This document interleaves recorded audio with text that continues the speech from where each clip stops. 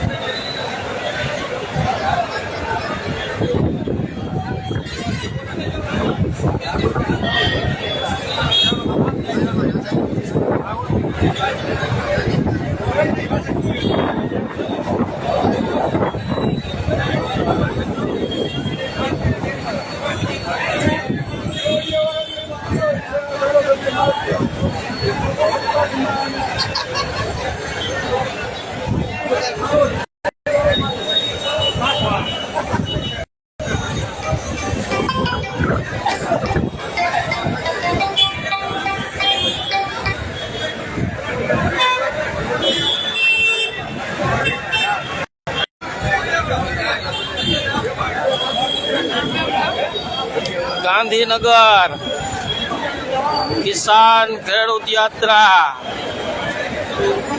15 જૂન એક જ ધૂન।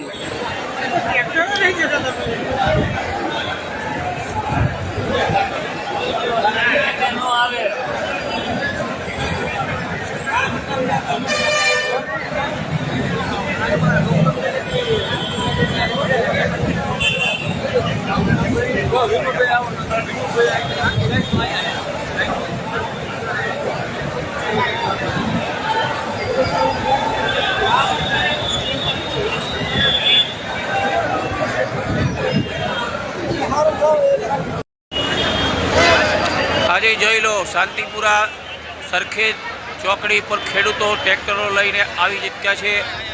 હજારોની સંખ્યામાં લગભગ 3 થી 4 હજાર ખેડૂતો પહોંચી ગયા છે અને તમે જોઈ શકો છો પોલીસનો બંદોબસ્ત એટલો મૂક્યો છે આ લોકોએ, પણ ખેડૂત કોઈ પીછેહટ કરવા તૈયાર નથી, બરાબર। અને ખેડૂતો ગાંધીનગર કૂચ કરવા આગળ વધી રહ્યા છે. તમે પણ આવો, તમે પણ જોડાઓ એવી અમે આશા રાખીએ છીએ. ખેડૂતની એક જ માંગણી છે કે એમના 5 મુદ્દા પૂરા થાય. જોઈ શકો છો ખેડૂતોની લાઈન, અહીંથી લગભગ 1 કિલોમીટરની લાઈન છે આગળ.